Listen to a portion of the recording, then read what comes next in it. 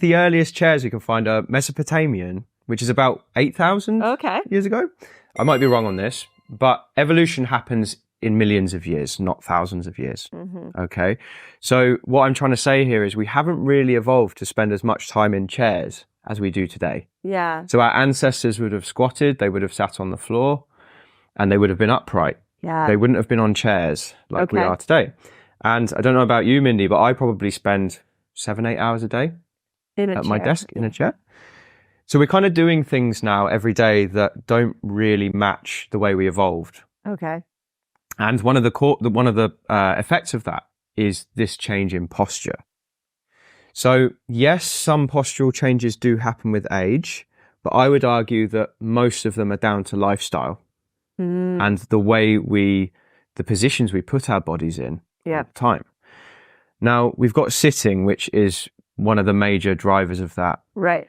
And then if you imagine how you sleep at night as well, most people are side sleepers. Right. And again, the knees are tucked up. You're almost in a sitting position at night as well. So now we've got 8 hours at night, 8 hours in the day. Suddenly we're 16 hours where we're in this funny position. Okay.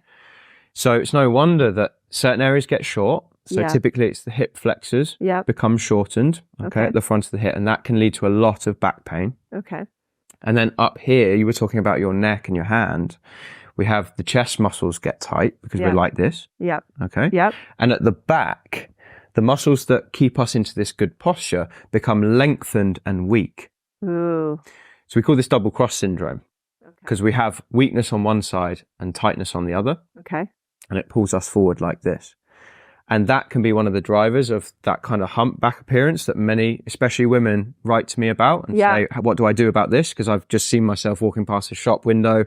I spotted this. Yeah. I'd never realized it was there. Yep. And the truth is it happens slowly over time. Yeah. It is more common in women. We do think there's some hormonal link there to that specific Well, that posture. has to be the loss of collagen. I agree. I think some of that will lead to that too. But the muscles at the back, and I see this with my patients, I ask them to engage them and to do a certain exercise. And they're like, I can't do the movement. Wow. Not because they're in pain, not because they're stiff. They just don't know how, they just can't tap into those muscles anymore. Right. It's because they've spent so long with them lengthened and deactivated. It's like the brain can't connect anymore. Right. Makes sense. We have these things in our body called neural networks. And it's essentially the way that the brain connects to a muscle. Okay. And we can strengthen a muscle, but we can also strengthen a neural network. Right. And you can think of your neural networks like roads. Right. Or freeways, motorways. And the signals are like the cars. Right.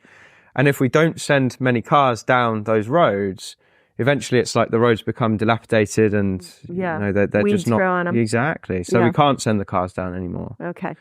Whereas if you have a muscle you can connect to easily, that's almost like the freeway. So there's loads of cars on there and you can catch it. You can switch your bicep on really easy because we use it all the time. Okay.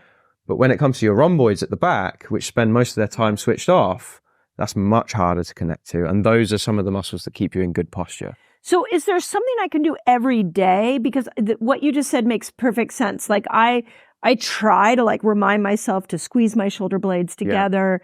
I try to just periodically just stand up and I'll go in a door and try to stretch my chest. But is there any, I know you have some amazing YouTube videos on this and we will leave links for all that, but should I be working every single day to loosen my chest and strengthen the back?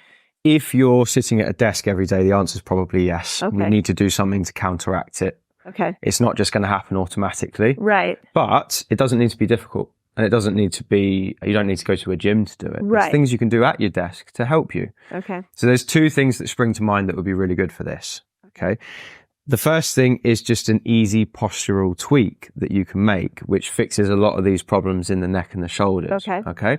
And I call it the 25% chin tuck. Super easy. So let's imagine most of the time we're sat like this. Okay. Yeah.